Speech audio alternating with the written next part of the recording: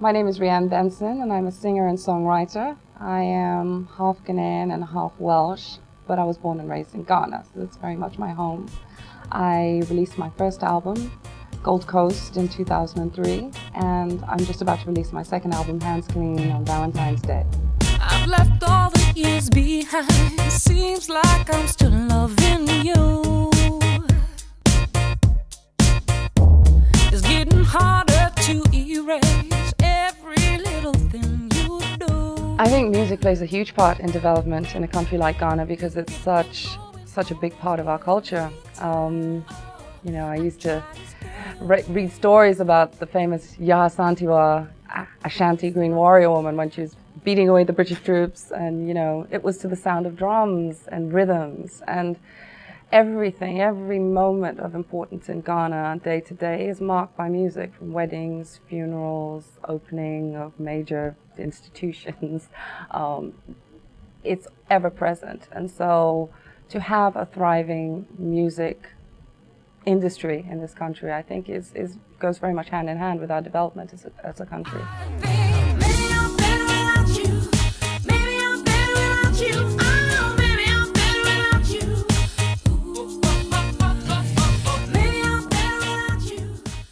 I think the diaspora play a huge role. As someone who was born and raised here and then moved abroad to the UK and the States, but always coming back, I feel like I'm part Ghanaian and part diasporan, and I've seen both sides.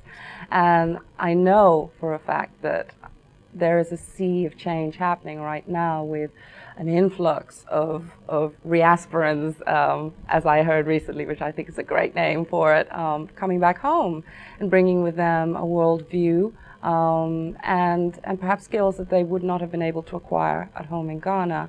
I think that for Ghanaians who've grown up in Ghana, never really moved out, it's exciting because it's like, okay, well, so you did that, maybe I can do it too. I'm just going to see the way you do it, and apply it. And I think more and more that's going to be happening and sort of speeding up our growth.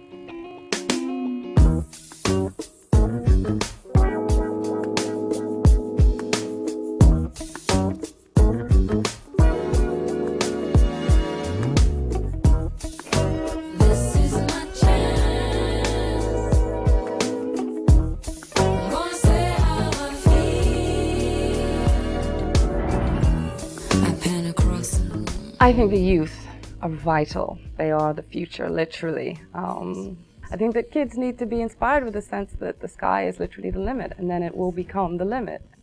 From what I see, a lot of kids in rural areas don't have enough to do to just remain stimulated, not just at school level, but in terms of just being exposed to sports, all the extracurricular stuff that develop children in an all-rounded way are not available to them. And I really hope that it becomes a focus for not just at community level but government level as well, to make available these experiences, be it sort of team sports or cooking lessons, or having access to apprenticeships at young thriving businesses where they can learn on the job. All right, so this is how people do things. Okay, maybe I may do that one day. This is my chance, I'll say yes. This is my chance. Yeah. Nothing to fear. Gonna say how I feel.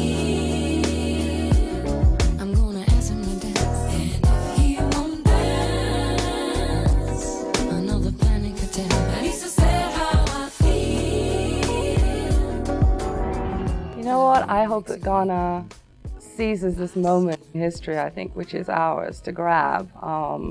I've been talking for so long about how proud I am of the fact that we were the first nation in Africa to achieve independence, and we're blessed. We're a blessed nation. We have resources, so many that we don't know what to do with. We've now discovered oil. We now have so many people, not just Ghanaians returning home to Ghana, expatriates and other Africans who want to be here.